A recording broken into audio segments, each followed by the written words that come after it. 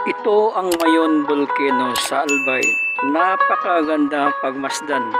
Kaya naman binansagan nila ito the perfect cone. Maganda pero puno ng panganib. Walang makakapagsabi kung kailan sasabog ang bulkan. Sa kabila ng panganib, naglabas pa rin ang gobyerno ng pondo na may halagang 1.3 billion piso para pailawan ang buong Mayon Volcano. Sa gabi, ito na ngayon ang hitsura ng Mayon Volcano. Kaya naman umulan ito ng batikos sa social media. Sa interview ngayon, nagtuturoan sila kung sino ang may idea sa pailaw sa buong bulkan Mayon. Noong 2018, pumutok itong Mayon Volcano. Sana sa ginawa nila pailaw, wag sanang magalit ito si Mayon Volcano na pumutok uli na maraming buhay ang mawawala at mga kabuhayan.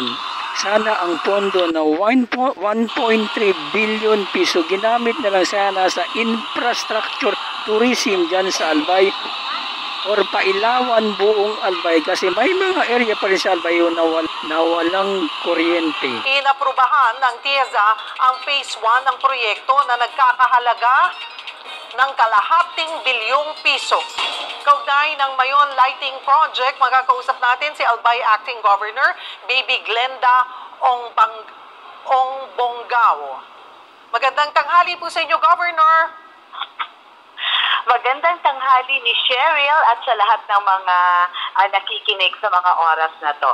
Opo, pasensya na po. Tama po ba ako? Nalito po ako doon sa inyong last name. Pasensya na po, Governor. Tama po yun, Bonggao. Bonggao, ayan po. Gov, dumaan po ba sa Albay Provincial Tourism, Culture and the Arts Office ito pong Mayon Lighting Project, though kansilado na po ito?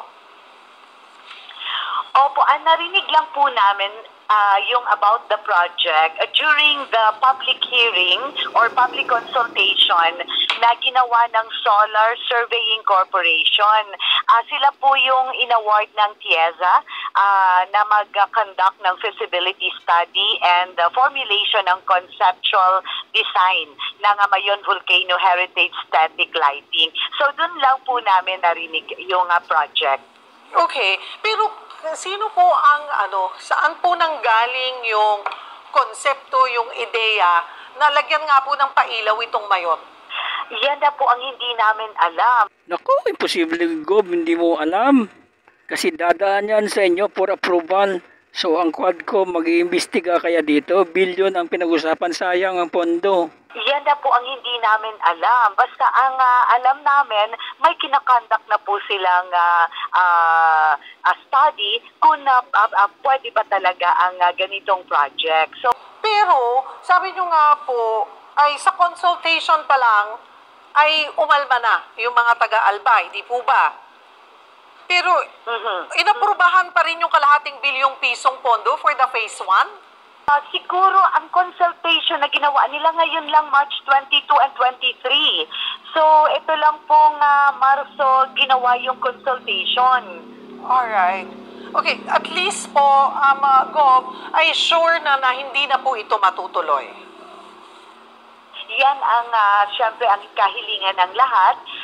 Hindi lang po ang probinsya ng Albay, even ang Regional Development Council ay nagpadala din po ng request to discontinue the project.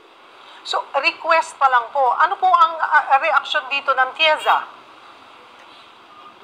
Sa tingin ko naman makikinig po sila. Hindi nila pwedeng isulong ang isang proyekto na tinututulan po ng mga taga-Albay.